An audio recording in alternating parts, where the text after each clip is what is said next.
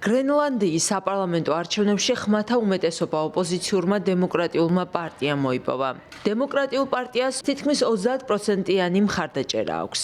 არჩევნები განსაკუთრებული ყურადღების ცენტრში მას შემდეგ მოექცა, რაც პრეზიდენტი დონალდ ტრამპი წიაღისეულით მდიდარი კუნძული დაინტერესდა და განაცხადა, რომ ის ამერიკის ტერიტორია უნდა იყოს.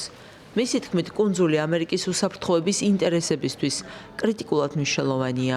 ცენტრისტულ მემარჯვენე დემოკრატების პარტიამ ტრამპის რიტორიკას უპასუხა და აღნიშნა, რომ გრენლანდიის მომავალი თავად გრენლანდიელებმა უნდა გადაწყვეტონ.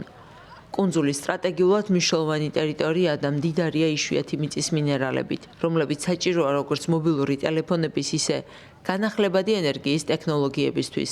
არქტიკული კუნძული ასევე მასპინძლობს ამერიკის შეერთებული შტატების საჰაერო ბაზას და მდებარეობს ჩრდილოეთ ატლანტის მნიშვნელოვან საჰაერო და საზღვაო მარშრუტებზე. გრენლანდიაში დემოკრატების პარტიის მაღალი რანგის წარმომადგენელი პოლ პეტერსენი არ ელოდა პარტიის ასეთ დიდ გამარჯვებას. ჩვენ რა თქმა უნდა ველოდით სხვა ტიპის არჩევნებს, მაგრამ ასეთ შედეგს ნამდვილად არა. ეს დიდი სიურპრიზია მრავალი ადამიანისთვის, მათ შორის გრენლანდიელი ხალხისთვისაც. ბევრ ადამიანს ჯერ კიდევ უკვირს ეს შედეგი. ჩემი მთავარი ინტერესი ის იყო, რომ გეოპოლიტიკურ გავლენებზე გვეფიქრა. გავაანალიზეთ და ვთქვით, რა შეგვიძლია გავაკეთოთ ამ პოზიციაში ჩვენს მოკავშირეებთან ერთად.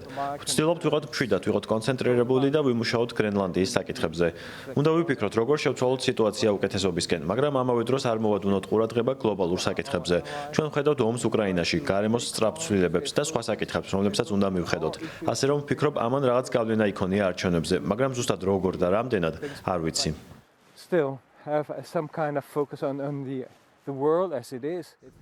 გრენლანდია 1953 წლიდან დანიის ტერიტორია. ისი დიდი ტეხასის შტატს სამჯერ აღემატება.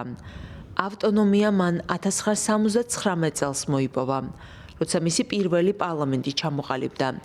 თუმცა მის საგარეო პოლიტიკას, თავდაცვისა და ფინანსურ საკითხებს კვლავ კოპენჰაგენი აკონტროლებს და გრენლანდიის ეკონომიკაში წელიწადში $1 მილიარდს დებს.